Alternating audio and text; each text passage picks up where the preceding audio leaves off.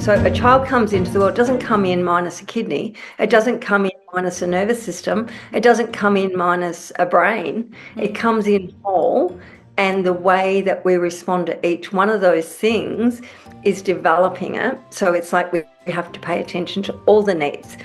Some families will have a lot more work to do around safety and security because they've been in domestic violence or they've had their house burnt down. Then the child may need more attention in that need.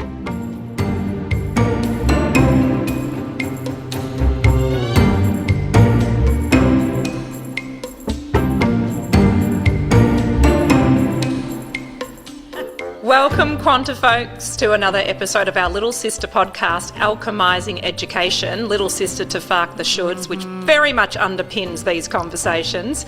I'm Jodi from QuantiMama. Hello everyone, and I'm Kerri from QuantiMama. Thank you for being with us again. And Kez, take it away. You've got a guest favourite today, which is very exciting. Yeah, I have got a guest favourite today because this beautiful woman that I'm going to introduce, Dr Maxine Therese, is someone who I've known for many years now and has certainly supported my family.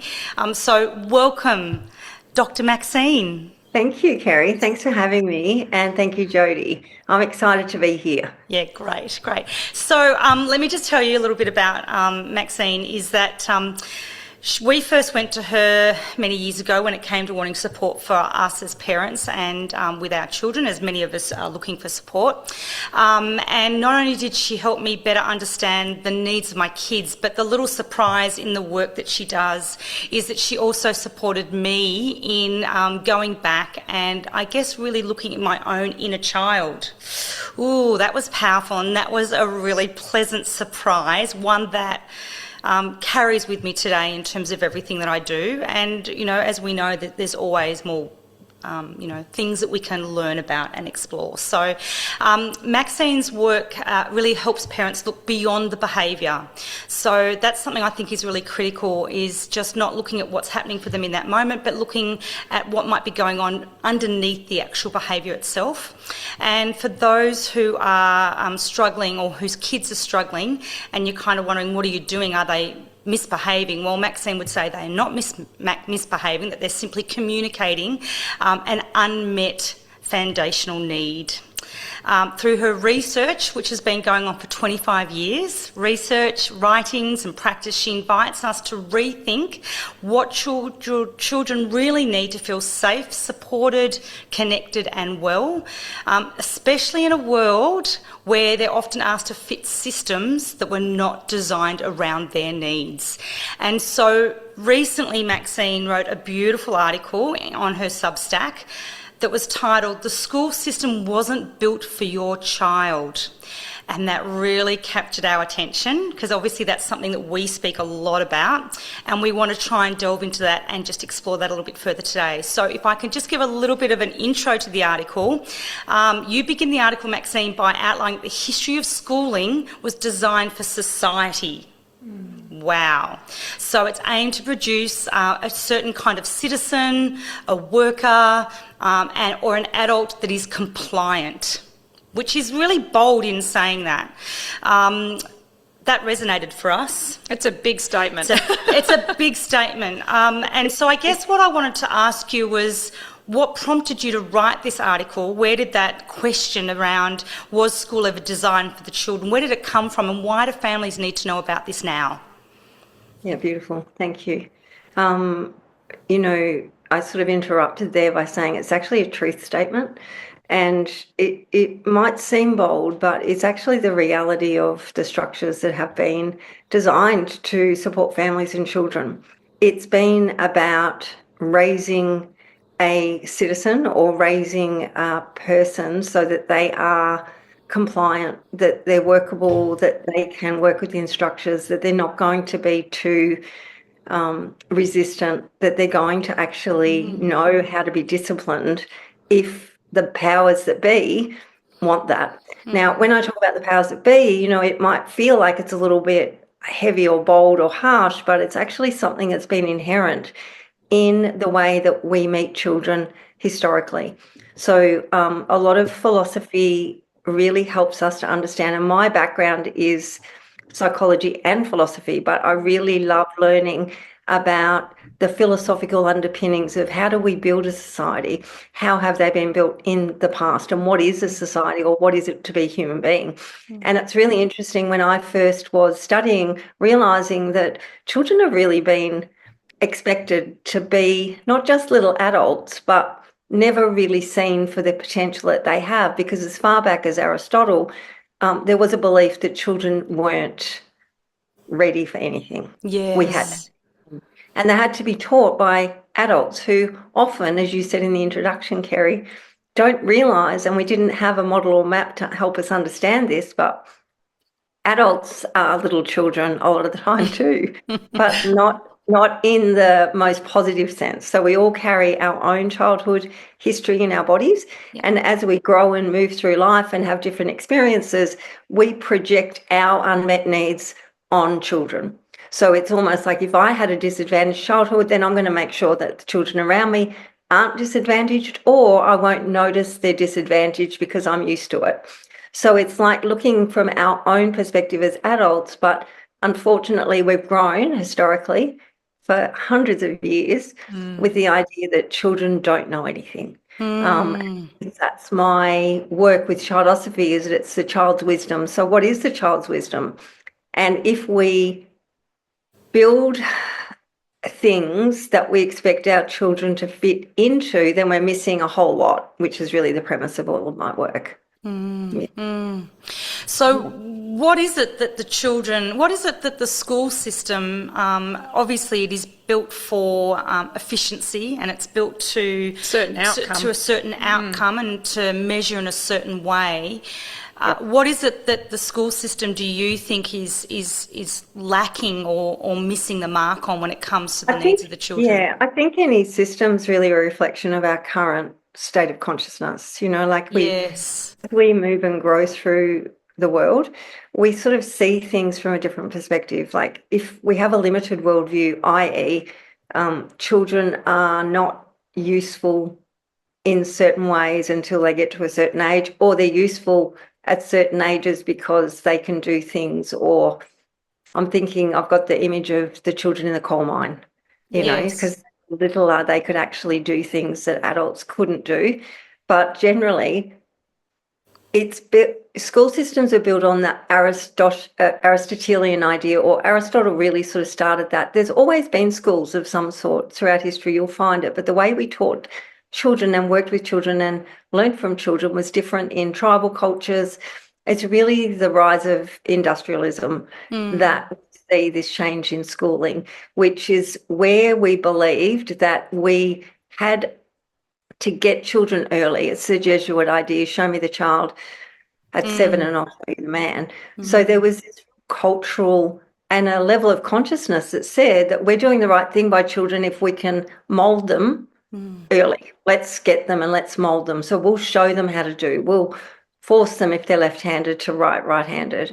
We'll teach them, get them to sit, and we'll teach them the maths that they need for upper grades or whatever. And a lot of that system just does not pay attention to the child. They're paying attention to the means and the method that we want the child to become, or for a job or a particular type of society. Workers, really, in the industrial era, it was like, we need to train factory workers. So we need to start them young, sit them at desks, teach them if they're not doing what we want, that they'll get punished. So many things that we look back on and we think it's just barbaric, really. Go on, sorry. No, that's okay. I was going to say our school system is really just an extension. It hasn't changed a lot, not really. It does feel, I totally agree with everything you're saying there. And I mean, I think sometimes what happens for us is we come from a perspective of the real-time experience of watching our kids unpack that programming. Oh, definitely. And so that's, I think, where our insights come from, but they echo what you're saying. And what I find interesting that you were mentioning in that article, which I think will be so accessible to so many parents, because they can feel this itch, like they can feel it in their cells that something's NQR, but they can't quite work out what that is, mainly because we've all been indoctrinated into that being the, the benchmark for how you raise a human being is to get them into school early. And so I'm curious about why now do you think is the whole thing coming apart? Because as you say, it's been going on for hundreds of years, and although there's been probably a gentle, underlying dissonance around that, and there've been a few breakout examples and so forth, for the most part, the populace has gone along with, the belief that it's the, best practice. But obviously, as you're saying, there's so much evidence that, in fact, this stuff is actually causing harm. It's showing up in mental health stuff, and we have unprecedented numbers of mental health within our young people, which once you recognise it, it should be the most offensive thing around, really. Absolutely. That there is harm going on. Why are we coming to this space now where going forward in this sort of blind trust becomes untenable? I think that it's part of a bigger picture, Jodi. I sort of see our unfolding as evolution in a way. So, throughout the times, everybody comes into the world already equipped for its perfect self-development, but it's mostly based on what's gone before. So this is the epigenetic side of who we are as human beings. But there's something happening, and especially in the last 100 years, maybe in the last 10 years, we could say maybe since COVID, pardon me, where people are sort of saying there's something bigger, there's something more to us, and it's sort of speaking to a spiritual nature, but it doesn't have to be, which is what my interest has always been about. It's like, what if we were to see children as souls? What if we're souls? What if we're not this material being that gets trained and lives this life? Because most adults that I witnessed when I was young weren't very happy. It was sort of not a joyful place to get to. And I think as a child looking at that, it's like, where's the joy? How come we have to grow up in a way? And we get told, you've got to grow up, you've got to do this. But in the growing up, we leave behind so many capacities that we shouldn't leave behind, but we're being told they're childish. So to me, it's an evolution in consciousness. So there's a bigger picture unfolding, and we're part of that wave, no doubt about it. Depending on what level you want to go in at, because I've studied this extensively, we can go in at any point. I did a lot of work and research on a man called Aurobindo, or Sri Aurobindo, who was an Indian mystic. And he was writing about the superhuman, which a lot of people are doing now. He wrote over 100 years ago, but he was writing about our evolution of consciousness is to move beyond this material belief alone and look and welcome these other aspects and potentials that we have in our bodies, that everyone has as a part of being human, that we're not activating because we're having them trained out of us or we're having them disciplined out of us. So what happens if we allow that aspect of who we are to come forward, which is our spiritual side, but it's not really, because we're spiritual beings in a human body, we're souls. So if we can see the child as a soul, we have a new framework that says, of course, souls come in to further the evolution of consciousness. They come in to further the evolution of humanity. They come in to make a change. And that's what I believe we all do. How we do that will differ. And I think there's more people collectively doing that now in the last 2010, since COVID, last 6 years, than ever, because they're like, that's not okay with me. That doesn't feel right in my body. And just because someone's telling me, or we've always done it this way, maybe we need to consider new ways. And I guess it's the growth in more people questioning what they've been told. So it's that space to say, I know I believe this all the time, and I've grown up to believe this, and I was indoctrinated to believe this. But what if it goes against the very nature of what I feel to be right for me? And then we go on this other journey where we've got to unpack what's true, what's real. Is that even possible? Did we really do that? Should we do that? So the questions arise. And I think it's in the questioning where we all grow. We're all growing in conscious evolution. Resources, more time, like our parents and grandparents didn't have the time to explore lofty ideas. In my work and research, I was really fascinated to think that all the philosophers like 2,000 years ago were all men, because a lot of women had a lot to say, and a lot of the philosophers were married to very intelligent women, but it was the men because they had the time. They didn't have usually they were funded by family or something, so they could have these big ideas and they could explore them, and they could go on their journeys or meditations or whatever they called them to explore truth and reality. And it wasn't usually the women, but I think that something significant has happened in my generation, particularly, where we did get sold a story that we are just as important and we didn't have to do things the way they were done. And it's caused a little bit of an imbalance, because I think that with that, we've missed the idea that we don't have to be anything other than what we are, but we've never had that encouraged. So if we go back to what is the essence of life, what are we here for? What's for me as a woman, and how does that differ to what the men 2,000 years ago were telling me, or the society that's been built because of those thoughts? And most of them were male dominated. And I love men. I've got 2 adult sons, and I think they're the most delightful human beings I've ever met. However, we have to continue to unpack a lot of the prejudice that we've grown up with, because there is ideas about what's potential, what's capable, what's possible for women and men, or gender, or roles, or responsibilities, like everything's sort of under the spotlight. And I think that has to lead to a crack somewhere. A system can't hold together if there's too many people saying this doesn't feel right. I don't want my child to go and have this experience. So we have to heal ourselves, because we might have had a bad school experience.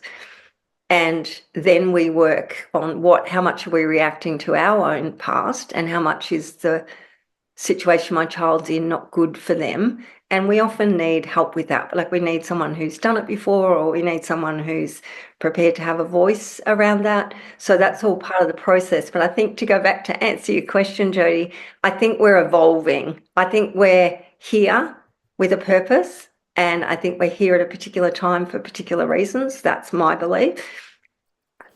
So that's really important to say, well, we're in this evolving universe, and we now know we can create what we want. We don't have to keep going back to old ways.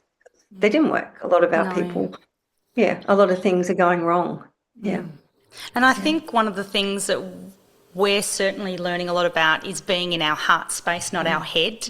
And I think the way society is being structured nowadays is it's about figuring things out, working to a plan, having a framework. And yes, they're helpful to have, but ultimately it's also about reconnecting to our own intuition. And that's something we speak a lot about here at QM, is around just connecting back into that heart space and that inner knowing, and then teaching our kids to sort of do the same, really, rather than having to, use our head to work everything out. So you've worked with so many families and children. What is it that, you can help parents understand when it comes to, that the kids might look like they're coping on the outside, but really on the inside there's a lot that's just not going on? What are the sort of signs that might help parents understand what that looks like?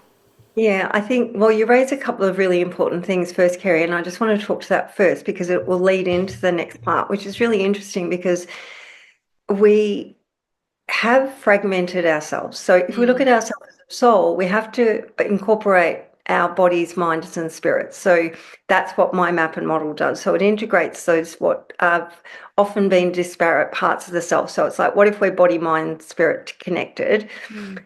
Why have we disregarded the body? Why have we not taken heed to the intuition? Why have we not trusted our body's wisdom? Why have we thought the body's against us if it has a problem, a behaviour or an illness? So it's like, part of my work has been about we're actually whole. We're whole. We're all those things.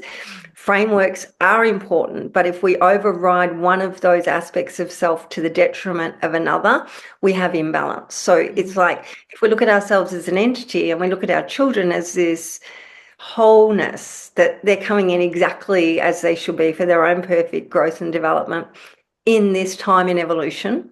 What are they helping us to see when they have a tummy ache? What are they helping us to see when they are school refusal? What are they helping us to see when they're not able to use the toilet or whatever things children do, and every family is so different and every family has unique things, but there's common themes that happen as children grow and develop, and that's been my interest. So if our children are growing and developing whole, we'll generally see the things that become problems, the little anxieties, the stresses to safety, like not feeling that they want to do something, kick back, like a lot of resistance, a lot of PDA or pushing back against authority, a lot of grief and sadness, or even depression in children. So we can look at all of those symptoms as an expression of the child's need. So what is it? And I've developed the needs model that helps us understand that there's 7 foundational needs that are based on the chakra system. Now, when I was researching and studying and started to look at a new map for children, because I realised myself when my children went to school, I have a 33-year-old and a 30-year-old, 2 sons. And when they started school, I realised that the system wasn't really geared for them. And I guess it took me a long time to write an article that says our school is not built for children. But it comes with a lot of grounded research, but also experience. Yeah. It was like, this doesn't fit. Like, I don't understand why, and the classroom setup, things like that, they're all just sort of moving on. And I understand that when we're born into a structure or we go into a structure, that we can't change everything at once. But there were some things that just didn't feel right for me.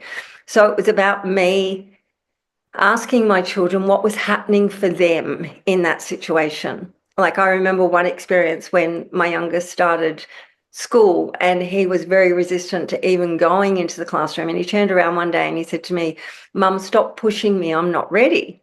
And I didn't realise the degree to which I was actually not forcing. I didn't think I was forcing him, but I was wanting him to go. I was wanting him to integrate. I was wanting him to get into that. And it was a bit of a epiphany moment, because it's like, oh, I'm pushing him and I don't want to push him. I want him to develop at his own pace. And if that doesn't feel right for him and I keep forcing him to do something that doesn't feel right for his little body, then this isn't going to go well for him or for me.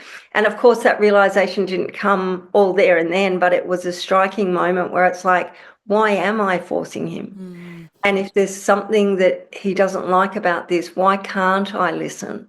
Why can't I take a moment? Then why can't I be the voice for him? But what I experienced, and I guess what I see a lot of other parents experience, is once we start to speak out, it can lead to a little bit of resistance.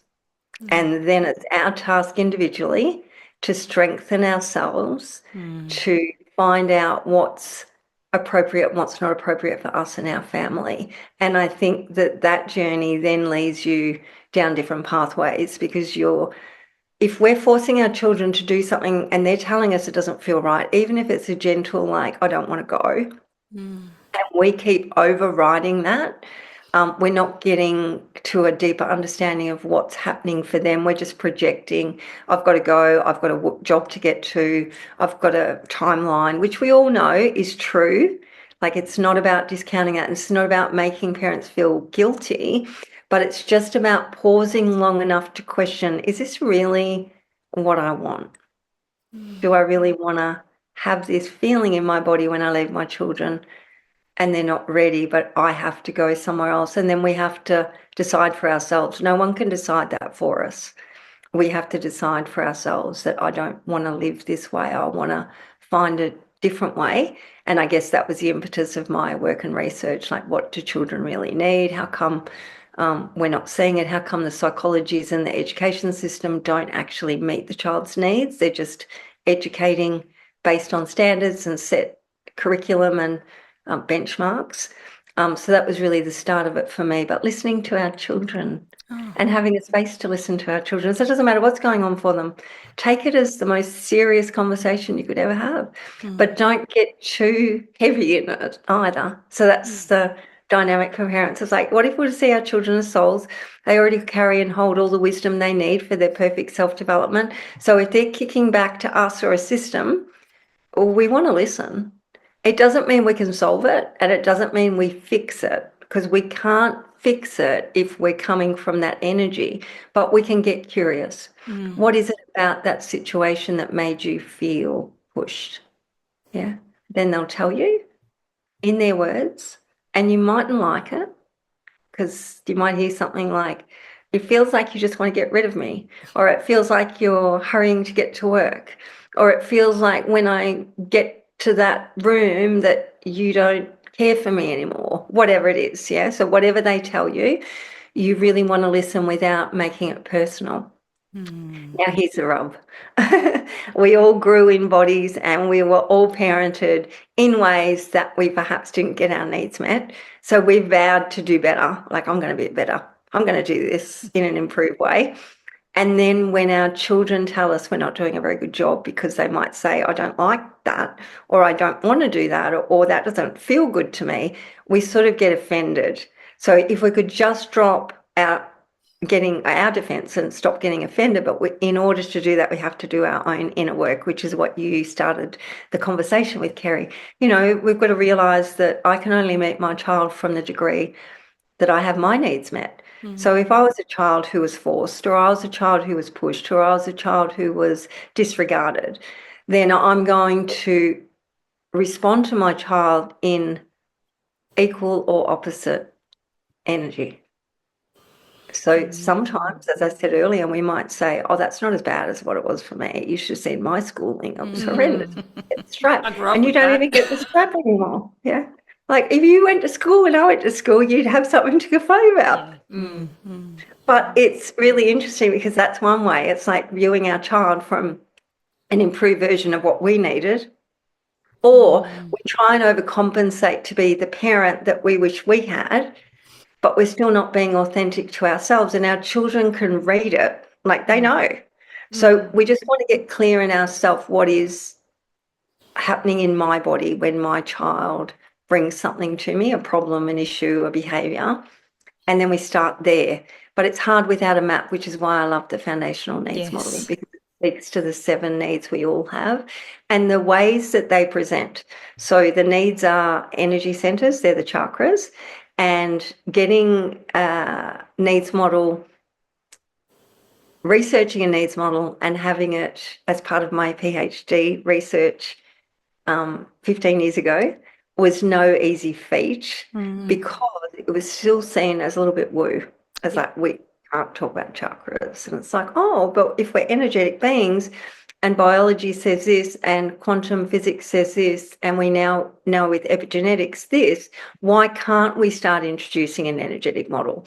So that's been a big push for me, and that's the name of my book, A Push for a Child Philosophy. But it's really beautiful, because we have to start to think outside those structures before we can create new ways of being. But it mostly starts with us individually and the map that we were given that represents us, which have all been flawed and deficient. Human beings have been seen to be deficient and needing something more than what they already have, rather than saying, even with all these issues and troubles, what if it's exactly perfect for you? What do we need to take from that so that you can grow and expand? Yeah. Wow. Your wisdom is incredible, Maxine. I just feel like, you know, that balance between trust, like that real element of just trusting that they've come in whole, that they are perfect, that they have their journey as we all do, and that regardless of which way it goes, they are going to grow and expand human consciousness exactly as we need it to be today. It's an incredible concept that I think many of us don't stop to really consider. I think there's also people, like particularly parents, who may be new to this information. The concept of being whole suggests that it's like problem-free, but that's actually not the point, because the point, obviously, as you're talking about, is that we are souls here for the evolutionary experience. Now, evolution means there must be some contrast, is what I would call it, right? So some shades in there so you can actually, extract the wisdom and be that evolutionary being within this skin sack, shall we call it. And I think sometimes parents get confused and they say, well, how can my child be whole because they're, doing this and doing that and they've got an attitude and they swear and, that's my child, clearly. But the point is, it's the wholeness comes from being that, having the innate wisdom within them and having their own answers. And I just absolutely adore what you said. In fact, it's happened organically in our household. And something really fun that happened this morning, which there's no way I could have predicted this, but two of my kids who are 14 and 15 request to go to the beach just to basically get their feet wet in the mornings. And I'm like, okay, cool, let's do that. And something that came out of my 15-year-old's mouth today was, it's a bit strange, but I've got a theory on death. And I'm like, okay, sure, let's talk about death at 7:30 in the morning. And she said, what I reckon is death's just a few steps ahead of you, and occasionally you catch up to it and you'll have a bit of a brush with it, and then it'll, go back in front of you a few steps ahead, but it's always with you, and at some point you step into it and then you die. And I'm like, I actually quite like that. I think that's quite a neat explanation. But if I had put anything else into the conversation other than just letting her say what she wanted to say, and she was already had a bit of judgment about herself, but that frequency of always looking at the kids going, you have your own answers, just give me a little bit of a spotlight into that. There's a richness in there, and that's what I want parents to sort of fall into, that trust of going, you might actually have these conversations where you're like, holy smokes, this kid's got some interesting ideas. I wouldn't have had that conversation if we hadn't have exited the mainstream system, just it wouldn't have been provided. And we've been rebuilding her confidence for many years around the fact that she's not dumb. So, she learns differently, but she's not dumb, but she wouldn't have even shared that. She was a very different kid. And so beautiful. The way you can phrase that is so beautiful. Yeah, but I think too, like what you speak to, Jodi, is that I feel as a soul, and this is what I've done a lot of delving into because it was sort of a bit kooky, can you imagine me trying to explain this 15 years ago to academia? So it's like I had to look at the philosophies, and Plato tells us that he uses an allegory of a chariot and says that as human beings we've got different parts, and he uses the white horse and the black horse and the chariot as a way of speaking to body, mind, spirit. And I really love Plato, and I really got immersed in that. But I drew a further idea that in our whole selves, I sort of attributed the black horse, the white horse, and the chariot to the body, mind, spirit. So the black horse is the unruly, emotional body that we think is a bit crazy and hasn't been able to be controlled, and the behaviours, or the ways the body presents. And the mind was the white horse that knew, where to go. It's almost like this black and white, really base understanding. But Plato's is a little bit like that. And I've got writings, it's in my book. I talk a lot about Plato's allegory of the chariot. But the driver of the chariot itself, the charioteer, is the spirit. So it's like the spirit has a hard time keeping the feelings and thoughts connected. And if we can keep both horses together, was Plato's idea, then we would further and evolve. We would reach enlightenment. We would move beyond the body-mind duality, and the spirit would be guided where it needs to go. And I really like that because it was like, if we feel and think differently, like if I think something, but my feelings at odds, how can I ever be whole? How can I ever be whole? So my work really, in a nutshell, is about making sure we have integrity between what I think and what I feel. And unfortunately, a lot of our bigger systems don't even know how to encourage that because they're working against that. I don't care what you feel, just do it. I don't care what you think. You've got to show me where you had that thinking come from. Or if a child shares a beautiful aspect of something that they've become aware of, a knowing, like you talked about Jodi's daughter, often it's sort of poo-hooed or I haven't got time for this. Oh, yeah, that's great. That's a great theory. Instead of going, oh, my gosh, this is vital information about that child's soul and her own self-understanding that wasn't possible because she was not encouraged to feel and think together. So how can we ever be whole if we're thinking that we shouldn't be doing something because it's wrong, or we can't do something because it's not possible, but we've got this drive in us to keep moving and pushing? And aren't we wonderful? Aren't we all great? Aren't we here for a bigger purpose? And if we keep getting messages that we're not, and you're not good enough, and you haven't done that the way I want, we're always going to be fragmented. Yeah. So wholeness is just being whole without fragmenting the different aspects, of me, welcoming all of me, welcoming all of our children, even if someone says, oh, they need to develop in that area, we might say, okay, yeah, that's good, but we're working on this, or this other aspect's going underground if we force that too much.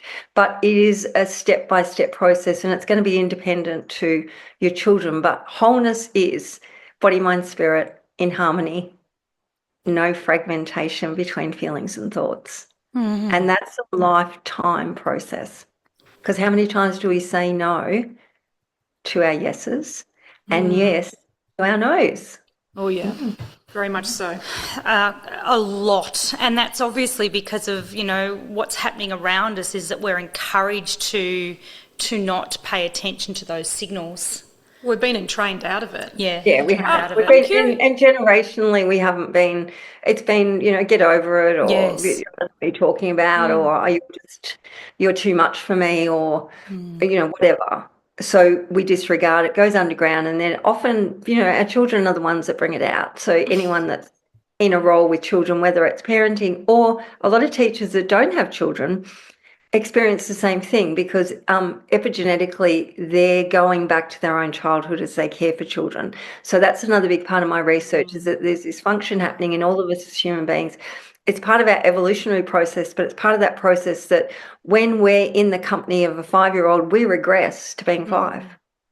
It doesn't, it's not consciously right in front of us, but we almost parent our child from what we needed at 5. Now, if there was trauma or drama or a particular patterning, or say we didn't like school, say we hated school, and then our children start school, we've already projected our 5-year-old experience of school onto them epigenetically, unconsciously, implicitly, and we wonder why they're resisting without exploring that there could be something I've got against this thing or whatever. So always coming back to ourselves. But yes, we're whole. We're all whole, exactly as we are. Quanta folks, sorry to pause the conversation there, but this podcast is a 2-part of this Alchemising Education with Dr Maxine, because it's so good, isn't it? It's worth it. It's we really wanted to take the extra time to really get to the heart of it, literally to the heart of it. So think of this end of this podcast episode as your opportunity to go get a fresh cup of tea or have a quick wee break, put on a load of washing. Again. That's right. Give another movie. That's right. Do that, and we will see you for part 2 of this excellent conversation with Dr Maxine Therese. Hey Quanta folks, I've said it before and I'll say it again. Birth is transformational. And it can be transformational in the right way and in the not so right way. So how do we arm ourselves to be really prepared for this incredible experience? Well, you wouldn't go out and run a marathon without any kind of training. You'd at least do occasional stretches, and the High Vibe Birth course, which is self-paced, available at the QuantiMama.com website, is available for you. You get to luxuriate in all of the ideas and transformational techniques and the beautiful information that can only have a positive effect on your birth. So get fit for your birth marathon and head to QuantiMama for the High Vibe Birth course.